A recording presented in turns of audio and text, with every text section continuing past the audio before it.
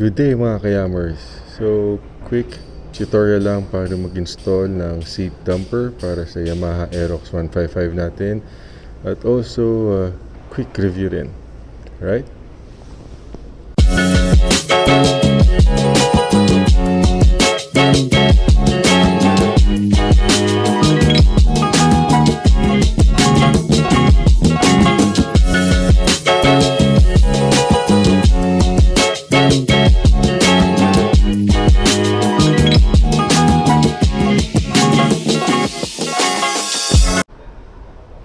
Okay, so mga kayamers, ano ba yung seat dumper? So para sa akin, yung seat dumper parang malito na shocks. Okay, so ito yung nagko-control sa pag-angat at the same time, pag sarado natin nung ating upuan. Okay, so tingnan natin. Okay. So, ayan yung itsura ng seat dumper. Actually, ang pinaka-purpose nito, 'di ba, para at least pag may kukunin kayo sa compartment box, 'di ba? Ewan ko kung nangyari na sa inyo to. Pag wala tong seat dumper, pag open niyo ng compartment box, tapos may kinukuha kayo, pag naalog ng konti yung motor, bigla na lang sasara, matatamaan kayo, di ba? So minsan bad trip. Pero ito, at least nakokontrol niya. Ganyan lang siya. Iba't ibang sizes rin to. So may mga mahaba pa nito eh. Pero para sa akin, ayos na to. Right? So actually madali lang naman mag-install nito. So itong body na to, or ito yung pinaka tubo niya, natatanggal yan siya. Okay? So pakita ko sa inyo kung paano tanggalin. Normally hihilayin lang yan. Okay? So tanggalin natin. Alright. So yan o, natanggal na natin. Mapapansin nyo, ito muna. So parang meron siya dyang pabilog. So i-insert nyo lang ito. Itong part na to doon. Ayan. Okay. Paano mag-install nito? Kailangan nyo lang tool is a Phillips screwdriver. Okay, yung pa-cross. So meron siyang tatlong parts. Ito, yung tubo, tsaka ito. So ganun din siya, no? Meron din siyang pabilog dito na pwedeng insert yung same ito.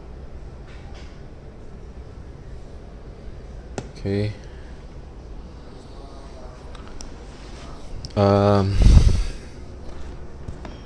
Normally gagawin nyo lang is susukatin nyo kung saan nyo balak ilagay.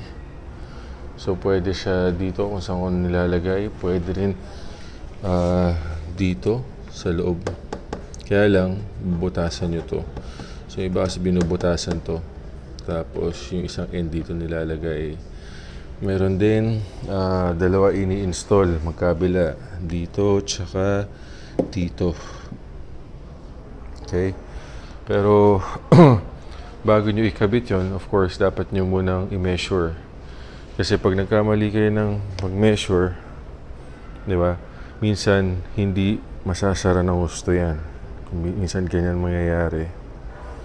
Okay? So, dapat talaga measure nyo ng gusto. Yung saktong sasarado yung compartment nyo. Okay? For me, dito siya naka-screw yung isang end. Ayan. And then yung isa, medyo 2 inches from here to here. Okay. So, pros and cons. Pros, at least, di ba, pag may kukunin kayo sa U-Box nyo, hindi siya basta babaksak sa inyo. Also, medyo stylish rin tingnan. Pagkabukas nyo ng compartment nyo, automatic siya bubukas. Okay, so kabit natin muna to. Okay. Alright.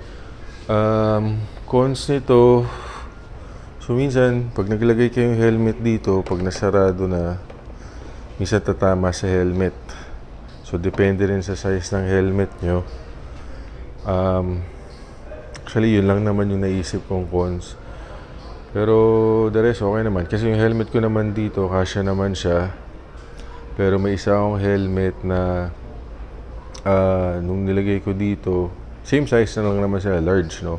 Pero nung nilagay ko dito, medyo hirap na siyang isarado. So, minsan napipuwersa tong upuan. Okay? So, yun lang naman for now. I hope you like and share the video. Right? Peace.